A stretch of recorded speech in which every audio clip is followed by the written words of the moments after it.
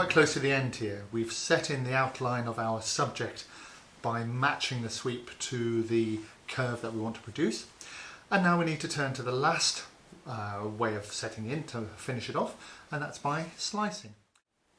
Where you have flatter curves, you can use a flat gouge and slice along. So what you do is you push with your thumb and keep the leading corner clear of the wood. So it's quite an acute angle. Push it along like so. Stop the cut at any point. Sometimes with hardwood you have to do it a couple of times. Then as a curve gets really flat like here, you can in fact swap to something like a chisel. So although it's not a gouge, you can make this chisel do the same sort of thing. So you're slicing along, paying attention to the line, and then you can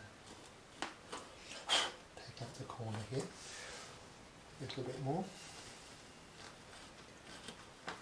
Then finish off with the same tool you finished the background off with. So long, slow slicing cuts with long, slow sweeps.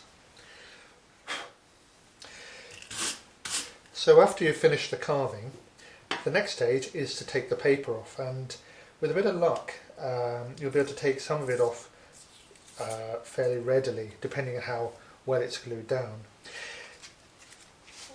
Whatever you do, you want to finish off with a sanding block, which you can just remove a lot of this paper like so. So here we are now.